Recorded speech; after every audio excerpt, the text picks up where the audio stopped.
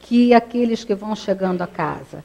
Mas, por terem a formação acadêmica para isso, e por muitas vezes, né, quem está fora da situação, fora da aflição, pelo menos daquela aflição, hipoteticamente vai ter mais condição de ajudar aqueles que necessitam. A direção da casa nos procurou, agora há pouco, pedindo que fosse falado que na obra social Antônio de Aquino, que funciona na Vila do Sol, tem um grupo que apoia pessoas em estado avançado de depressão,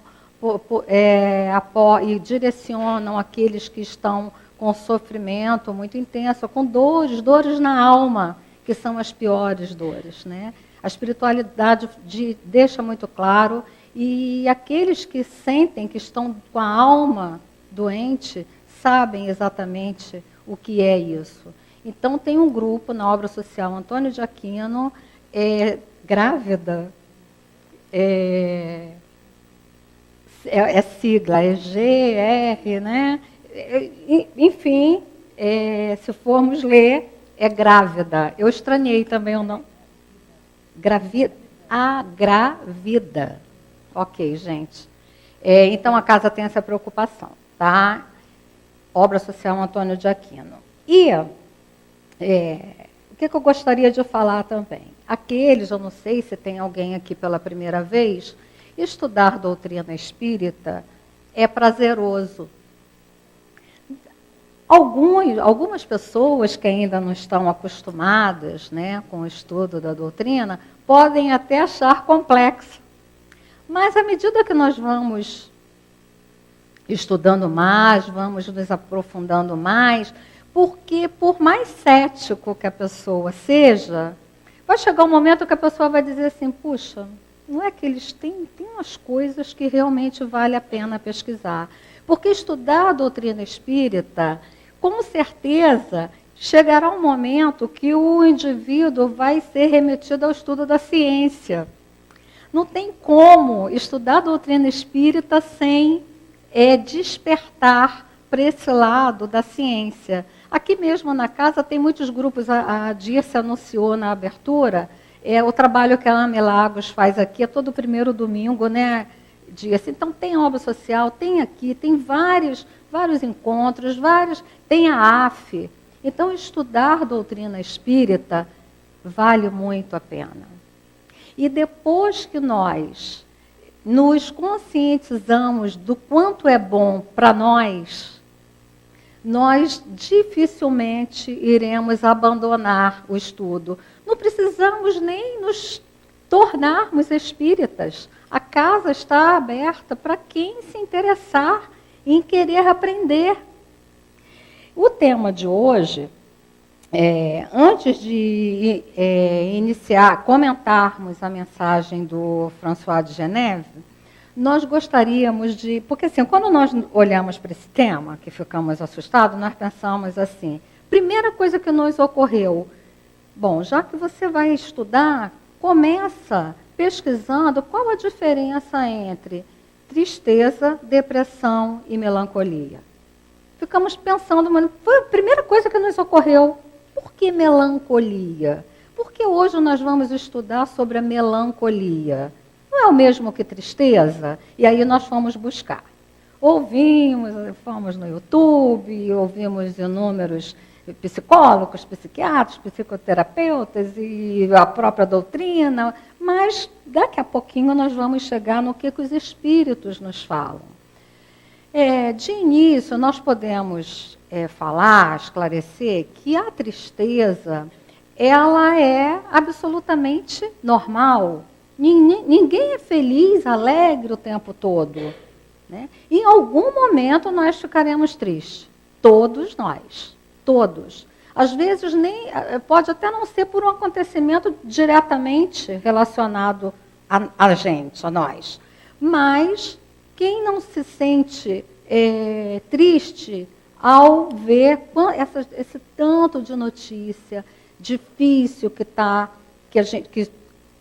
a TV, a própria rede social, e nós olhamos assim, meu Deus, que coisa triste. E aquilo nos entristece. Tem aquelas situações que nos acometem diretamente, né? Perda de emprego. Às vezes, nós estamos numa empresa certos de que nós iríamos aposentar ali. Então, ficamos na nossa zona de conforto. Recebemos o nosso salário direitinho, tal, cuidamos da nossa família, e de repente chega a notícia que fomos demitidos. Aí vem aquela tristeza, aquela preocupação. Como que agora, a partir de agora, eu vou sustentar minha família? Fim de relacionamento amoroso. Quantas vezes o indivíduo casa-se, primeiro matrimônio não dá certo, segundo não dá certo, terceiro não dá certo, vai para o quarto, a quarta tentativa, porque o que a gente quer é ser feliz, todo mundo quer ser feliz, mas nem sempre a gente consegue, e nós vamos tentando, né? Perda de ente querido. Quantos aqui já não perderam mães? Quanto deve ser doloroso perder mãe, perder pai, perder irmão, perder um grande amigo? Então, tudo isso causa tristeza. Mas o que a doutrina espírita traz para a gente, né? Os espíritos falam isso e os psicólogos também falam isso, os psicoterapeutas falam isso há um tempo, né? Que é chamado tempo de luto, não é, Dir? Se estudei direitinho? É o tempo de luto, né? Então, tem lá um mês, 2 meses, 3 meses, não dá para dizer, cada um tem o seu tempo. Mas chega um momento, a própria pessoa vai cair em si. Poxa, mas está passando, está muito difícil, já tem 1 ano que eu perdi meu emprego, tem 1 ano que eu perdi um grande amor, né? Perdi, aspas, ninguém perde nada, está tudo certinho, os acontecimentos estão ali para serem vividos, porque nós estamos aqui para isso. Mas nós usamos muito essa expressão, perdemos.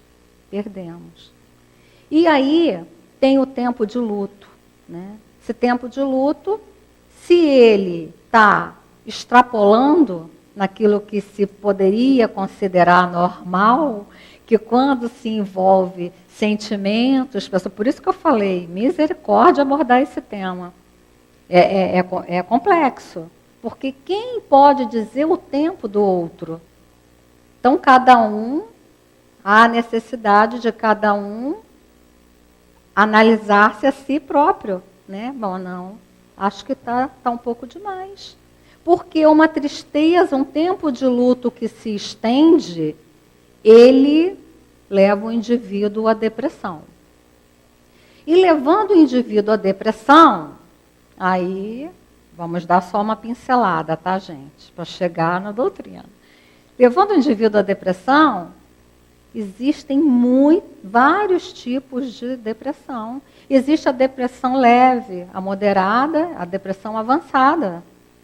E na depressão avançada, o indivíduo, nós temos hormônios em nosso corpo, como a endorfina, a serotonina, a noradrenalina, que são hormônios e são neurotransmissores que eles provocam o nosso bem-estar. Então, se eu durmo bem, eu acho que é a serotonina, mas eu não vou entrar nessa questão, não. Me parece que é a serotonina. Se eu durmo bem, eu acordo bem, né? Mas se eu estou muito triste, essa tristeza se prolonga e torna-se uma depressão, o meu organismo para de produzir esses hormônios, esses neurotransmissores, e a situação vai se agravando. Então, se eu estou triste, a quem eu devo procurar? Um bom amigo, que tenha 2 bons ouvidos para me ouvir. Mas se eu já estou além da tristeza, eu devo procurar um psicoterapeuta, um psicólogo, até um psiquiatra. Ah, mas eu não vou a psiquiatra. Psiquiatra é coisa para maluco. Muitas pessoas falam assim. Mas o psicólogo, ele não pode receitar. O psiquiatra pode. E são, às vezes, é um remedinho que não é tão forte, que não vai prejudicar seu corpo, é só para que o seu corpo passe a produzir aqueles hormônios que são necessários para que você volte a ficar bem. Então, e essas são considerações que nós achamos que era importante nós iniciarmos a fala, estabelecendo, né, essa questão da tristeza, da depressão. Mas e a melancolia? A melancolia é um termo mais atual. Perdão, a depressão é um termo mais atual. A melancolia, naquela época, o François de Geneve, ele usou o termo melancolia.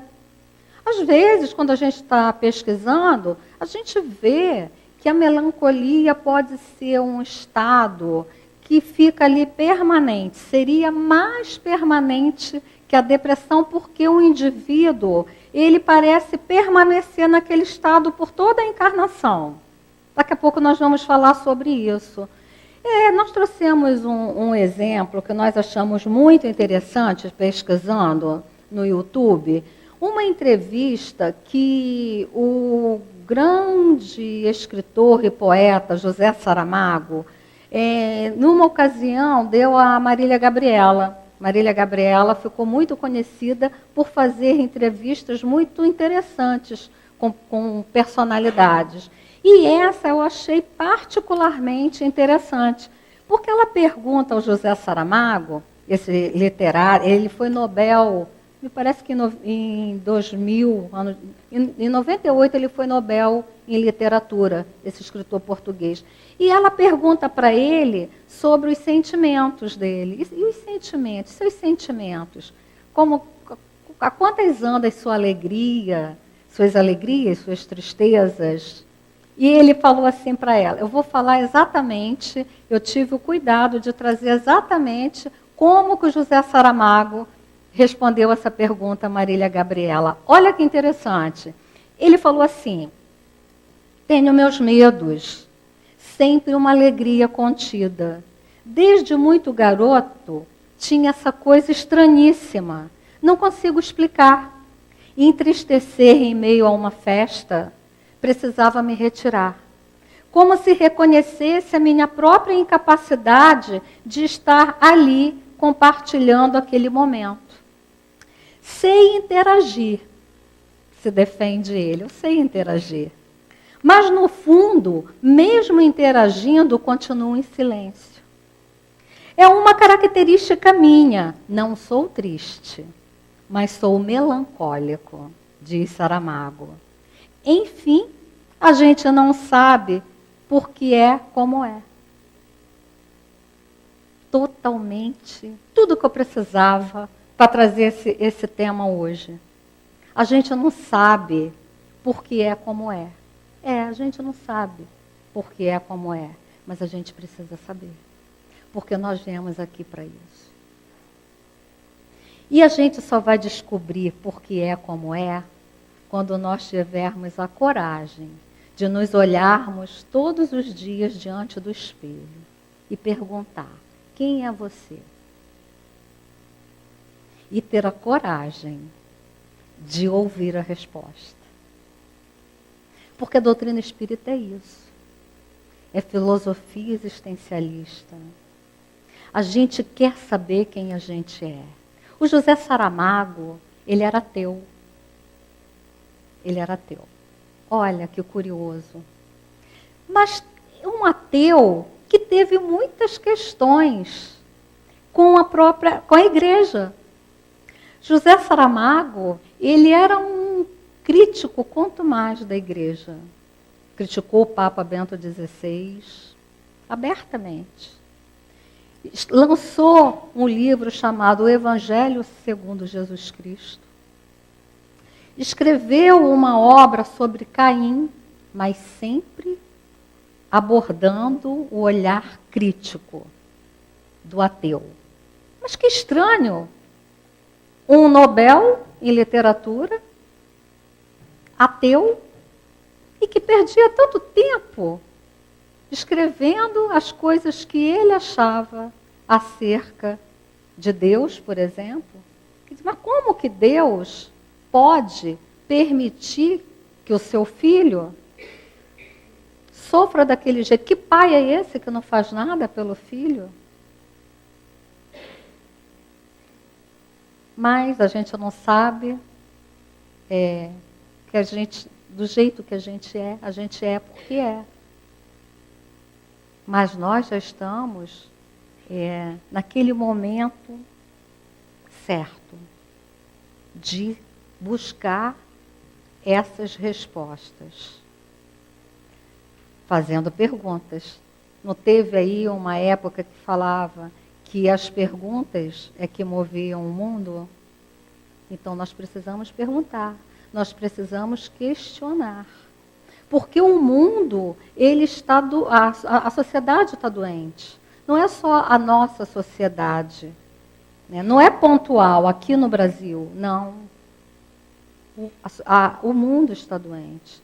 Tanto o mundo está doente, que eu estava anotando aqui, até foi depois que eu cheguei, as perguntas me vinham e eu jogava no Google. Em 2015, 800 mil pessoas cometeram suicídio. Mais de 11 mil pessoas se suicidam por ano no Brasil. No Brasil, mais de 11 mil pessoas se suicidam ao ano, a informação do Ministério da Saúde. Quanto à depressão, porque como que o indivíduo chega ao suicídio? O indivíduo chega ao suicídio porque ninguém vai acordar bem e acorda triste. É todo um processo. É todo um processo que vem. Nós falamos sobre os hormônios. O suicida, se for ver a taxa de endorfina dele, está zerado. E é isso que nós precisamos nos conscientizar. Nós estamos tristes. Qual é a sua tristeza? Qual é a sua? Qual é a sua? É importante a gente identificar qual é a nossa dor. E a doutrina espírita é o local certo para que você trate dessa dor, que você cuide dessa dor. Porque o mundo, a vida, é muito mais o que a gente não vê. Mas nós insistimos que a vida é o que a gente vê. E nós temos um manancial de exemplos provando isso para a gente. Que a vida é o que é muito mais o que a gente não vê do que o que os nossos olhos podem ver. Será que Jesus se angustiou? Jesus ficou triste? O que é que vocês acham? Não respondam. Só a nível de pensamento. Jesus ficou muito angustiado? Vamos ver o que Marcos fala para a gente? Evangelho de Marcos, ele relata o que Humberto de Campos, o querido Humberto de Campos, relata, mais atual nesse livrinho, que onde eu vou esse livro já pula assim na minha bolsa. O Evangelho de Marcos fala o seguinte. Marcos relata lá no Marcos 14, 32, suprema angústia. Vocês lembram que após Jesus, ele predizia a negação de Pedro, né? Ele disse, antes que o galo cante 3 vezes, antes que o galo cante, você irá me negar 3 vezes. E aí depois, né, ele chama Pedro, Tiago e João, vai em seguida para o Getsêmani, né? E ali ele diz assim, olha o que Jesus fala para os seus discípulos. Os três, provavelmente os três, que ele achou que tinham mais autoridade moral para estar com ele naquele momento. Ele disse assim: a minha alma está numa tristeza mortal. Ficai aqui e vigiai. Jesus se afasta e ele, adiantando-se alguns passos, prostrou-se com a face por terra e orava, que, se fosse possível, passasse dele aquela hora. E Jesus diz: Abba, tudo te é possível, afasta de mim esse cálice. Contudo, não se faça o que eu quero, senão o que tu queres. Mas ele fica ali orando. Imagina a angústia de Jesus nesse momento.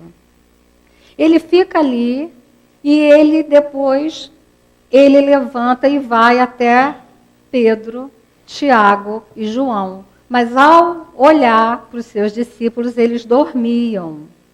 E ele diz: você, Simão, dormes? Não pudeste vigiar 1 hora? E aí eles ficam muito constrangidos. Jesus se afasta de novo, entra em prece, é ajudado, chega um anjo do Senhor, né? Que nós diríamos, imagina um anjo para consolar Jesus, a autoridade moral desse anjo.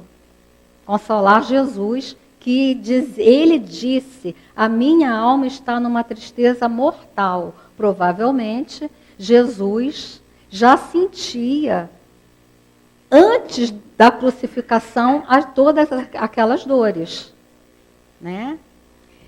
E ele volta e os seus discípulos estão dormindo de novo. Lucas, ao relatar essa mesma passagem, Lucas diz que Jesus entrou em agonia e orava ainda com mais instância, e seu suor tornou-se como gotas de sangue a escorrer pela terra. O nome vamos chamar fenômeno, que me faltou aqui a palavra. Não, é hematidrose. Hematidrose. A ciência reconhece a hematidrose. O que é a hematidrose? Quando que acontece? Isso acomete 1 a cada 10 milhões de indivíduos. É um fato raríssimo de acometer alguém. E vocês sabem quando que acontece a hematidrose? Quando a angústia é tão profunda, o medo é tão profundo, que rompe os vasos sanguíneos subcutâneos e brota dos poros um suor que é misturado ao sangue. E Jesus passou por isso. Mas nós estamos talvez ignorando o que Jesus passou. Porque a vida moderna nos afasta do Evangelho muito tranquilamente. Muito tranquilamente. Porque nós não temos tempo para ficar lendo Marcos, João, Suprema Angústia. Não dá. O Zap não deixa. A verdade é essa. Mas nós estamos aqui na Terra só vivendo uma experiência. E nós precisamos fazer valer a pena essa experiência que nós estamos vivendo. É muito importante para nós, não é para o vizinho. Porque há situações... Foi muito interessante o que Humberto de Campos traz sobre esse mesmo fato da suprema angústia que está em Marcos e está em Lucas, porque o próprio discípulo ficou angustiado. Como que nós dormimos no momento em que ele, o mestre, mais precisou de nós? Como que nós dormimos? Que sono foi esse que pesou na nossa vista, na nossa pálpebra, e que nós não conseguimos controlar? E ao ficar muito angustiado, se perguntando sobre isso, que ele não conseguia entender, Jesus, porque, olha que interessante, né? O poder da prece. Tiago ficava orando, né, para Jesus: Senhor, me perdoe. Eu não sei que sono foi aquele súbito. Eu não sei porque as minhas pálpebras pesaram tanto. E Jesus, a prece dele chega a Jesus. Jesus surge. Diferente da forma como surgiu no momento em que ele foi pego, que era a angústia que caracterizava Jesus naquele momento. Olha, a paisagem desolada de Jesus mergulhava na sombra. Isso no momento em que ele foi pego. Por que eu estou trazendo isso? Para falar que a tristeza faz parte das nossas vidas. A angústia faz parte da nossa vida. Porque nós não caminhamos nada, gente, não damos um passo quando está tudo bem. Quando está tudo bem, a gente quer curtir a vida numa boa. Vamos combinar que é assim. Estou falando por experiência própria. A gente só consegue dar um passo adiante quando alguma coisa está incomodando, e está incomodando muito. Mas Jesus passou por isso. E por que também que surgiu aqui? Por que nós chegamos aqui? Porque quem quer dar uma desculpa do ateísmo, eu sou ateu, muitas vezes fala isso, mas não salvou nem o filho, que Deus é esse? Mas aí nós, que somos refratários demais ao aprendizado, como é que a gente ia fazer? E hoje os Espíritos trazendo e endossando tudo que o Evangelho nos traz. Jesus chega, aparece para João, e olha o que Jesus fala. Porque João, ele fala assim, né?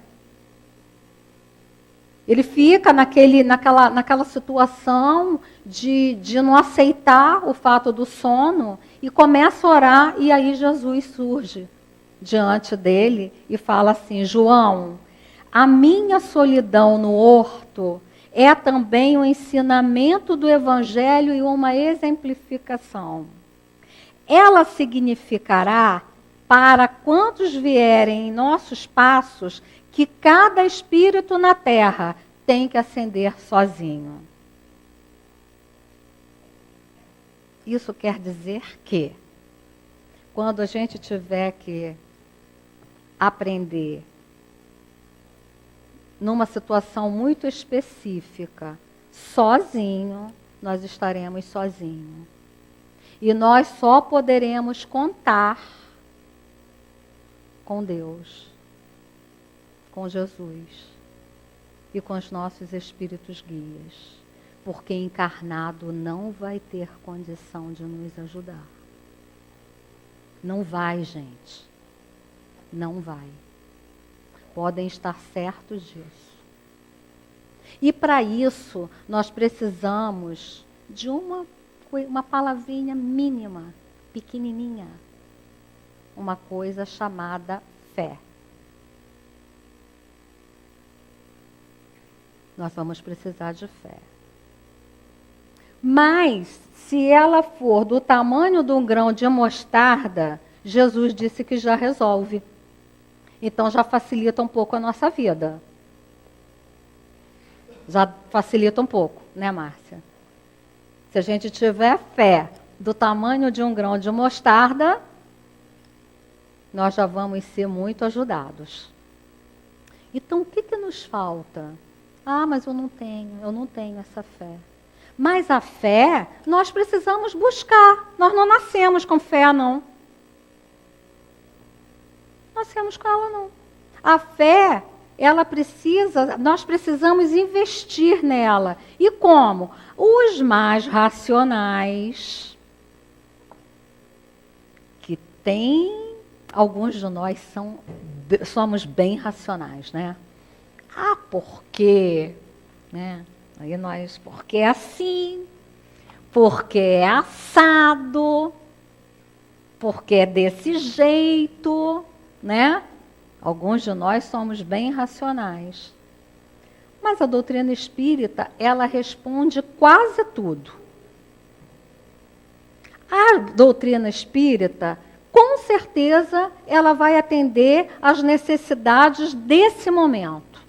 Nós não precisamos, nós não conseguimos ainda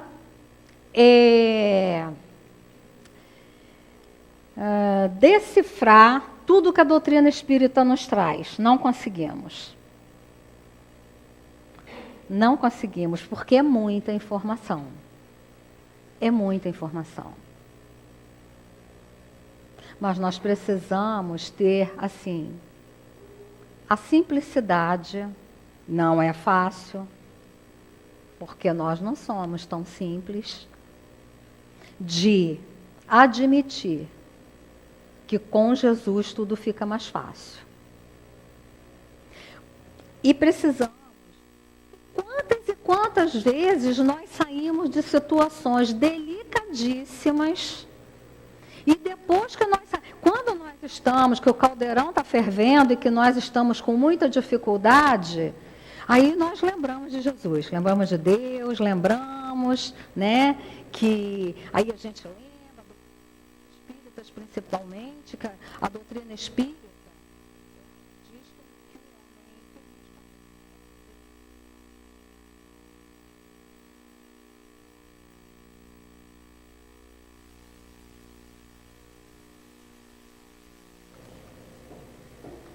que nós... Desculpa, gente, eu percebi que minha voz sumiu. O homem é infeliz quando se afasta da lei de Deus. Se nós estamos fazendo tudo dentro da lei de Deus, ou pelo menos tentando, nós ficamos com o nosso coração mais tranquilo. Quando nós começamos a nos distanciar muito do que está ali nos mandamentos, nós vamos nos entristecendo. Vocês já perceberam isso? Quando nós nos envolvemos, até com as notícias, se vem uma notícia que alegra o nosso coração, é tão bom. Mas quando nós começamos a nos envolver com notícias pesadas, nós também vamos ficando pesarosos. Então, esse tema de hoje, ele nos convida a nos aproximarmos de Deus. Vamos cuidar do nosso corpo e da nossa alma. Quando a gente ouve falar assim, a atividade física é excelente. É excelente por quê? Porque eu quero malhar para ficar com a barriga tanquinho, para ficar... Não! A atividade física é aquela que vai te dar mais prazer para o seu bem-estar, para você se tornar uma pessoa agradável, para que você seja uma presença que faça diferença na vida do outro. Porque quando você está envolvida em atividade física, como a yoga, ou pedalar uma bike, enfim, teu organismo está ajudando nesses hormônios do bem-estar. Isso faz toda a diferença na nossa vida. Vamos deixar os vícios.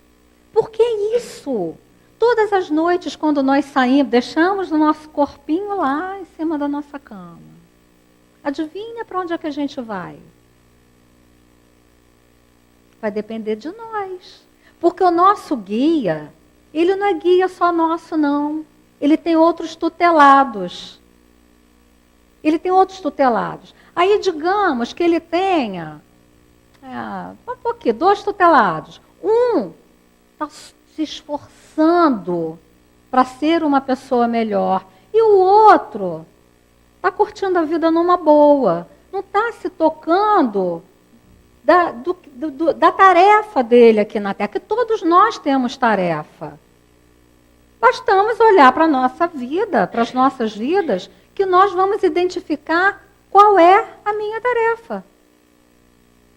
Às vezes é na família, às vezes é na empresa onde eu trabalho, às vezes é dentro da religião. A própria vida vai sinalizar para cada um que aqui se encontra qual é a sua tarefa. Será que nós já perguntamos isso? Qual é a minha tarefa? O que eu vim fazer aqui? Porque a doutrina espírita, ela nos inspira muito a isso. A saber o que a gente veio fazer aqui. Qual é a nossa tarefa? E aí a gente sai do corpo e o nosso guia está lá.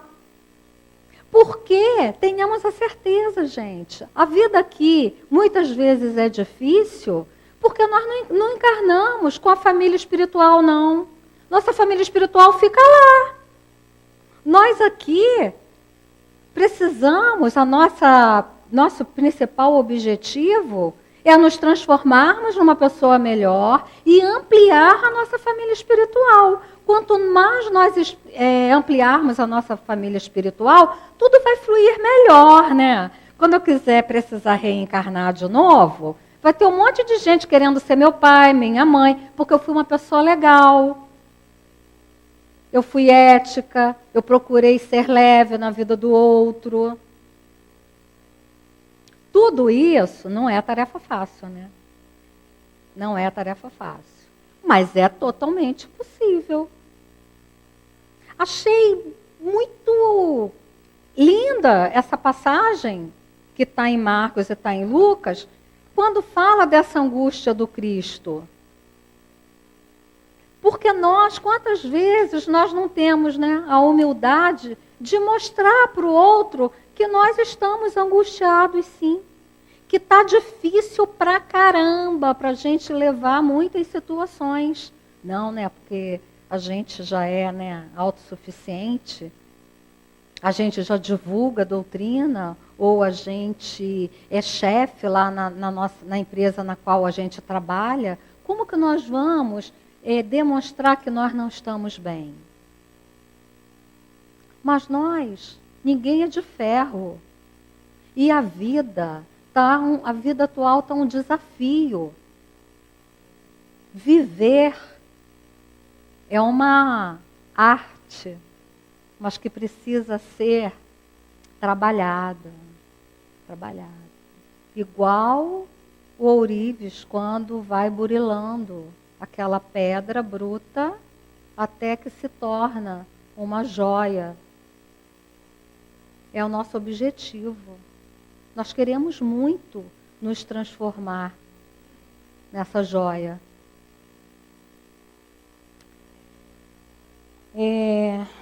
Vamos lá.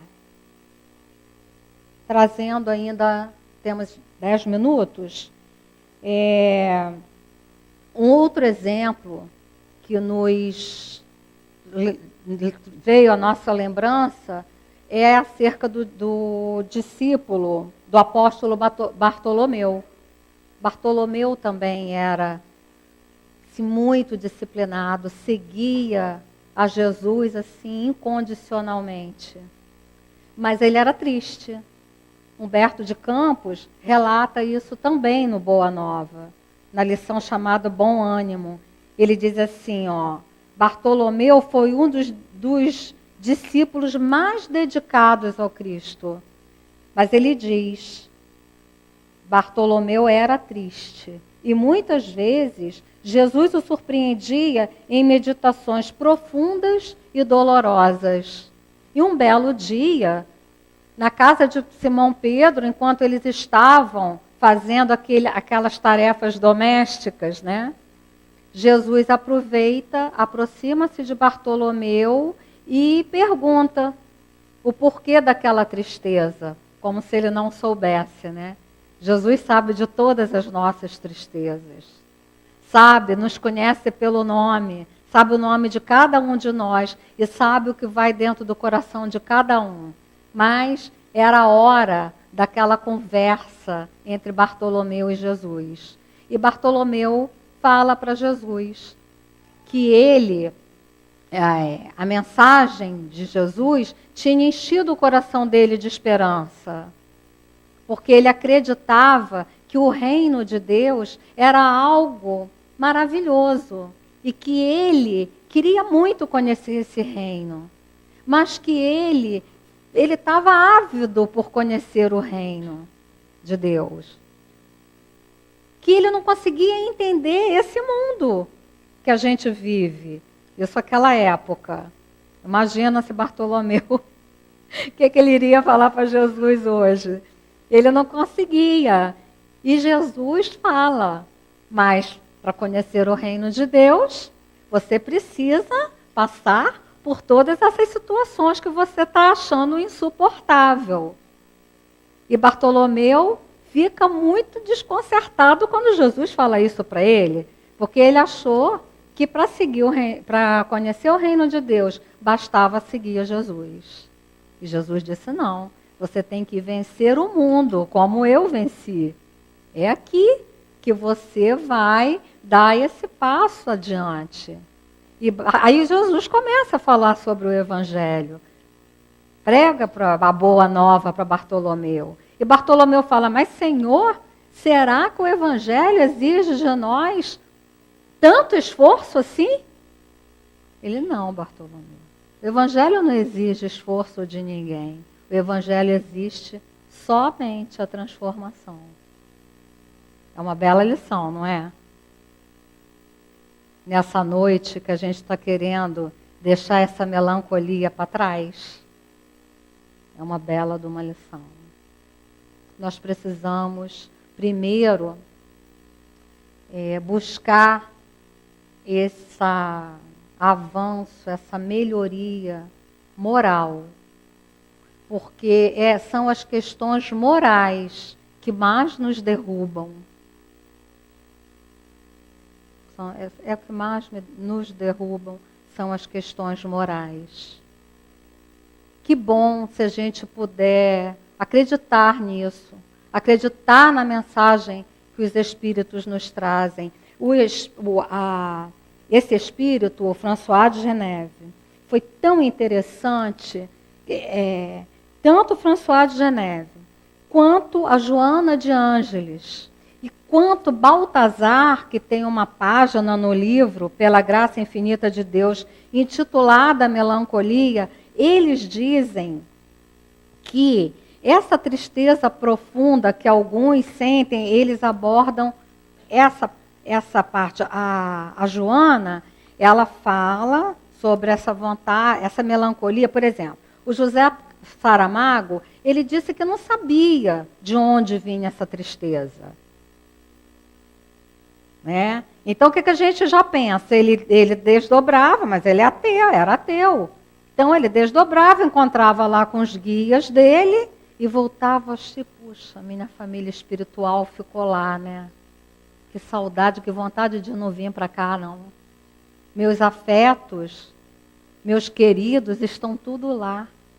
E eu agora, só que nós não temos essa consciência. Porque a gente sai do corpo, a gente se encontra com esses entes queridos, com os nossos guias, mas quando a gente volta, a gente não lembra. Então, todos eles abordam dessa forma. A Joana, o Baltazar, o François de Geneve, né?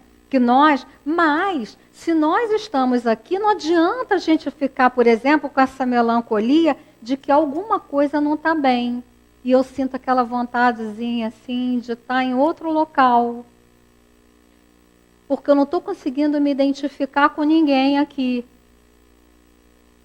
Mas se eu estou aqui, é porque a minha estadia aqui ainda se faz necessária.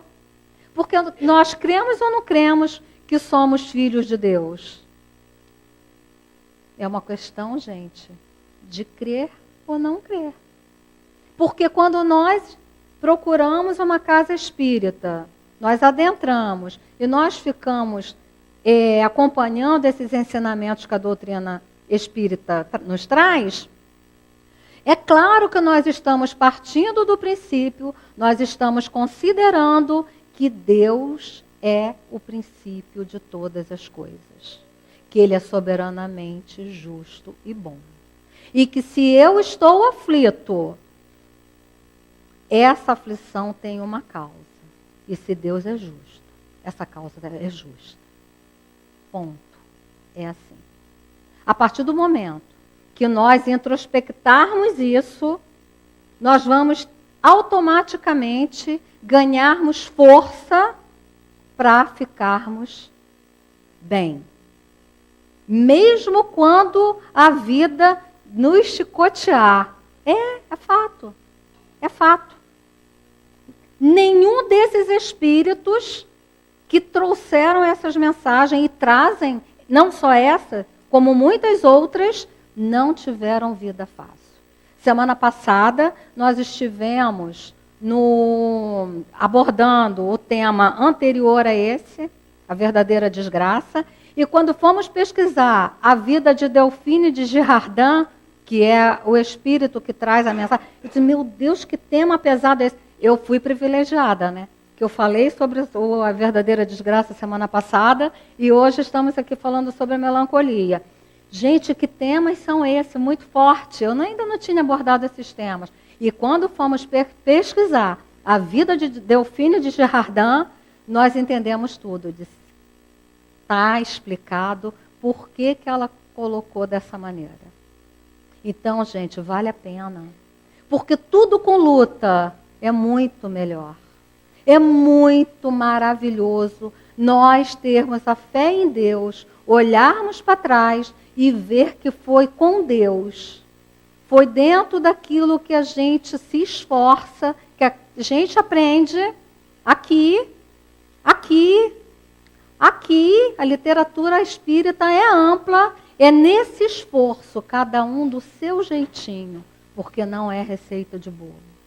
É com esse esforço que a gente consegue dar um passo à frente e nos aproximarmos desses ensinamentos imensos que Jesus deixou para a gente, mas deixou dando o seu próprio testemunho, sofrendo na própria carne. Que Jesus nos abençoe, hoje e sempre. Obrigada pela atenção. Nós agradecemos.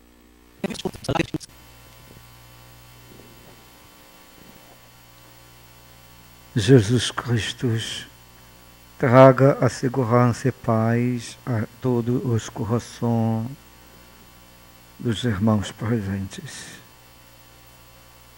Quanto trabalho espiritual desenvolvido nas propostas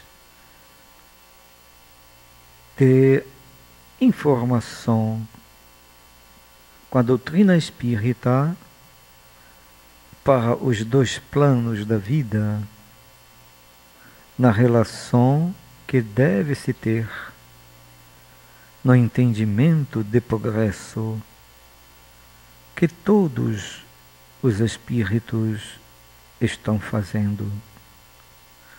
Muitas vezes se vê a importância de falar sobre a melancolia como um processo de uma ilusão de felicidade que não se alcança. Quero dizer uma ilusão porque, meus caros, quantos encarnados buscam esta felicidade nas questões externas materiais, se vinculando aos amores, se vinculando ao equilíbrio da saúde física, se vinculando às conquistas materiais, se vinculando aos prazeres do mundo. Quantos direcionam suas energias para estes fins? Ao adquirirem cada uma desta posição, percebem que continuam os mesmos carregando a dor, carregando a melancolia, o desespero, a ilusão.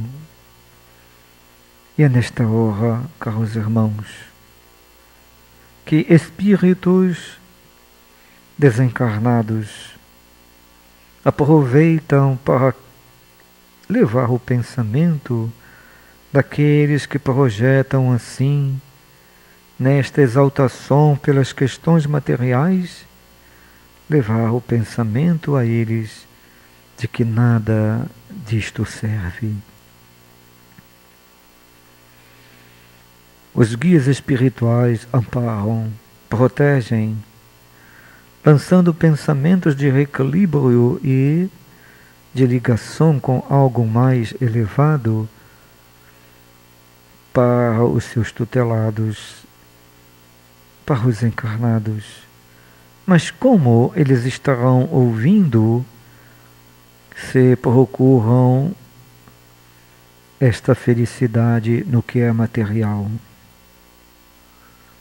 Alguns, a chegarem a momentos de dor profundas e até mesmo aceitando o pensamento de espíritos sofridos que se vinculam a eles,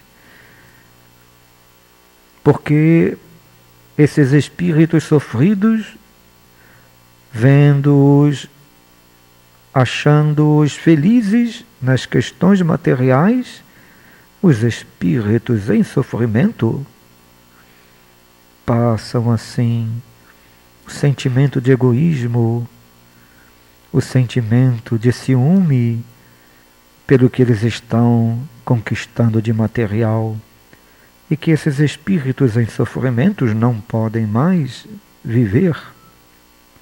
Irradiam para os encarnados as tristezas que eles carregam, dizendo a eles: para que então viver, se nada disto serve? Nada disto serve mais para nenhuma de vocês. E geram então grandes lutas no coração dos homens. E os homens sofridos, quantos se deixam levar pelo desespero, pelo desânimo, pelo abatimento.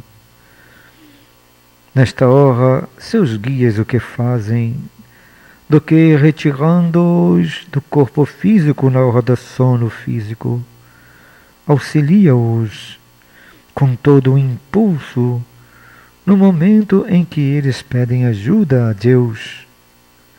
São encaminhados para regiões espirituais de renovação, são direcionados para regiões onde podem adentrar e enxergar um pouco mais do que poderão viver efetivamente as alegrias,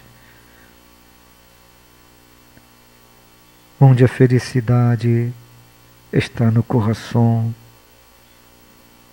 E assim, quantos retornam para o corpo físico, carregando uma lembrança ao acordarem no físico, e com lágrimas nos olhos, saudosos de um ambiente espiritual que não sabem, sentem-se fortalecidos para ir em frente. saudade de um ambiente espiritual que os traduz mais paz, mais harmonia. Ah, caros irmãos,